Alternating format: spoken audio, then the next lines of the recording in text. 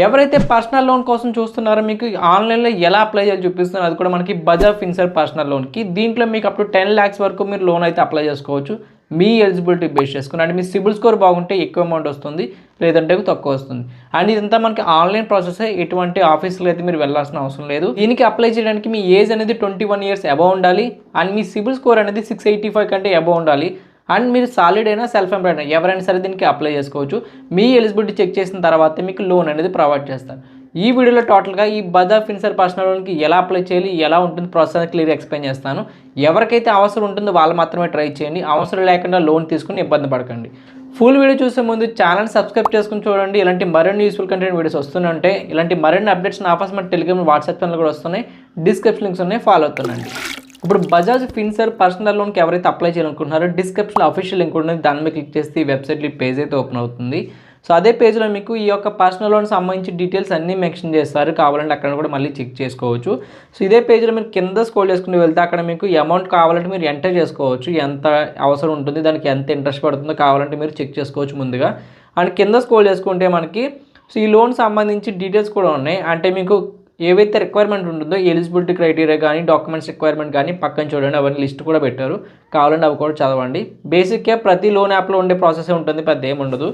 And కింద scroll చేసుకుంటే మీకు దీంట్లో ఇంట్రెస్ట్ రేట్ అనేది 10% నుంచి స్టార్ట్ అయ్యి అప్ టు 30% వరకు ఉంటుంది. అది మీ ఎలిజిబిలిటీ మీద ఆధారపడి ఉంటుంది, అందరికీ ఒకలా ఉండదు, గుర్తుపెట్టుకోండి. సో మీరు డీటెయిల్స్ అన్ని చెక్ చేసుకున్న తర్వాత మీరు దీనికి ఇప్పుడు అప్లై చేయడం కోసం కింద మీకు అప్లై అనే ఒక ఆప్షన్ అయితే ఉంది. సో దాని మీద క్లిక్ చేసుకోండి. క్లిక్ చేసిన తర్వాత మీకు మొబైల్ నెంబర్ అడుగుతారు. సో మీకు మొబైల్ నెంబర్ ఇవ్వండి.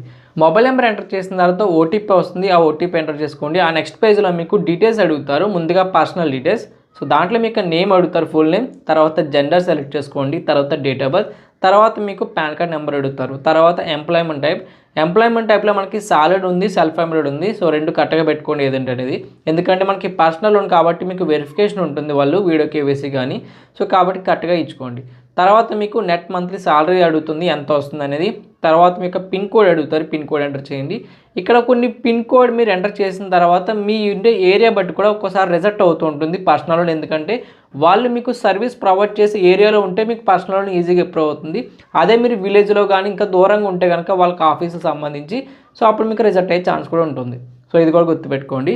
ఆ తర్వాత మీకు కింద పర్మిషన్ పెట్టుకొని పిన్ కోడ్ ఎంటర్ చేసిన తర్వాత కంటిన్యూ చేయండి. ఆ తర్వాత మీకు ఎంప్లాయ్మెంట్ డీటెయిల్స్ అడుగుతారు. సో ఎంప్లాయ్మెంట్ డీటెయిల్స్లో కంపెనీ నేమ్, ఇన్కేస్ మీరు సెల్ఫ్ ఎంప్లాయిడ్ పెట్టుకుంటే అక్కడ మీ యొక్క వర్క్ ప్లేస్ అంటే మీరు ఏం చేస్తారో అవన్నీ అడుగుతారు. సో అది కరెక్ట్గా ఇచ్చుకోండి. అదే మీరు సాలిడ్ పెట్టుకుంటే కంపెనీ నేము, ఏ కంపెనీ టైప్ అడుగుతారు. అండ్ మీకు జాబ్ ప్రొఫైల్ అడుగుతారు. తర్వాత మీకు వర్కింగ్ ఈమెయిల్ ఐడి అడుగుతారు. సో ఈమెయిల్ ఐడి ఎంటర్ చేసుకోండి. తర్వాత ఎన్ని ఇయర్స్ ఎక్స్పీరియన్స్ ఉందో ఎంటర్ చేసుకోండి.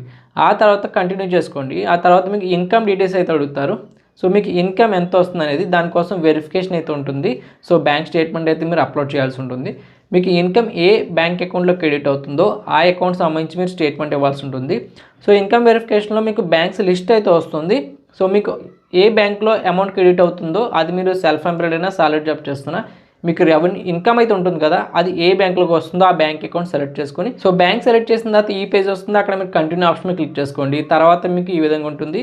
సో పర్మిషన్ పెట్టుకుని గెట్ ఓటీపీ మీద క్లిక్ చేసుకోండి. మీకు ఓటీపీ వస్తుంది. ఆ ఓటీపీ ఎంటర్ చేసుకొని ప్రొసీడ్ చేసుకున్నట్టయితే సో మీకు ఈ విధంగా వస్తుంది. అక్కడ అప్రూవ్ ఆర్ రిజెక్ట్ అని అడుగుతుంది. సో మీ బ్యాంక్ స్టేట్మెంట్ సబ్మిట్ చేయడం కోసం వాళ్ళకి. సో అప్రూవ్ చేసి సింపుల్ ఆప్షన్ మీద క్లిక్ చేసుకోండి. తర్వాత మీకు లోడ్ అవుతుంది. ఆ తర్వాత మీకు ఆఫీస్ అడ్రస్ అడుగుతారు. ఇన్కేస్ మీరు సాలిడ్ పర్సన్ అయితే మీకు వర్క్ ప్లేస్ ఏదైతే ఉందో ఆఫీస్, ఆ అడ్రస్ అయితే ఇవ్వండి. లేదు మీరు సెల్ఫ్ ఎంప్లాయిడ్ అయితే మీకు హోమ్ అడ్రస్ ఇచ్చుకోండి, మీరు ఇంట్లో నుంచే వర్క్ చేస్తున్నట్టు. లేదా మీకు సెల్ఫ్ ఎంప్లాయిడ్గా ఏదైనా ఓన్గా బిజినెస్ ఉన్నా కూడా ఆ అడ్రస్ అయితే ఇచ్చుకోవచ్చు.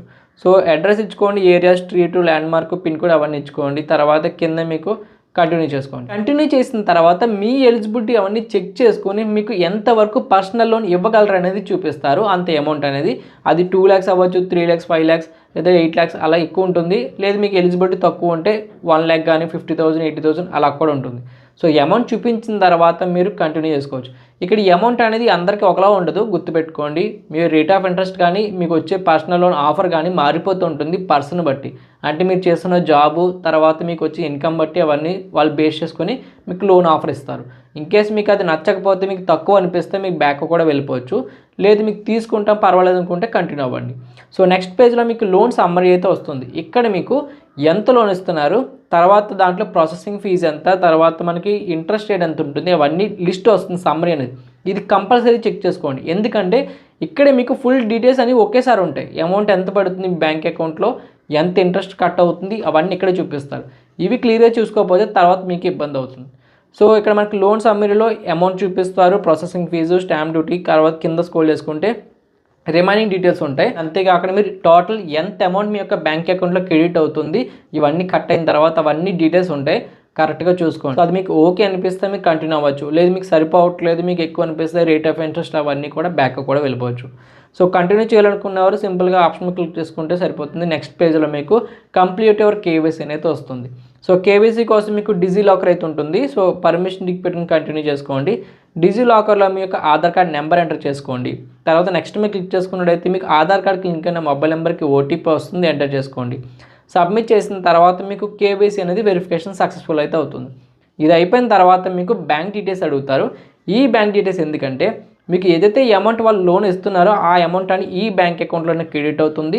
దాంతోపాటు మనం ఎవ్రీ మంత్ ఈఎంఐ పే చేయాలి కాబట్టి తిరిగి మనం తీసుకున్న లోన్ అమౌంట్కి ఆ ఈఎంఐ ఏ బ్యాంక్లోంచి కట్ అవ్వాలనేది కూడా ఇక్కడే మీరు ఇవ్వాల్సి ఉంటుంది. సో దానికోసం యాడ్ బ్యాంక్ అకౌంట్ మీద క్లిక్ చేసుకోండి. తర్వాత మీకు బ్యాంక్ అకౌంట్ నెంబరు, ఐఎఫ్సి కూడా ఇవన్నీ ఇచ్చుకోండి. తర్వాత కంటిన్యూ చేయండి. ఆ తర్వాత మీకు డీటెయిల్స్ వస్తాయి, బ్యాంక్ అకౌంట్ సక్సెస్ఫుల్లీ వెరిఫైడ్ అని చెప్పి. సో ఈ మ్యాండేట్ అయితే మీరు చేశారు కదా, అంటే అమౌంట్ కట్ అయ్యేలాగా ఎవ్రీ మంత్ ఈఎంఐ అనేది కరెక్ట్గా సో చూసుకోండి. ఆ తర్వాత మీకు అప్లికేషన్ సబ్మిటెడ్ సక్సెస్ఫుల్ వస్తుంది. ఇక్కడ మీకు డీటెయిల్స్ చూపిస్తున్నారు, పర్సనల్ లోన్ డీటెయిల్స్ అని. మీ loan application number, loan amount, loan variant, EMI date, EMI amount ఎంత, అవన్నీ డీటెయిల్స్ ఉంటే చూసుకోండి.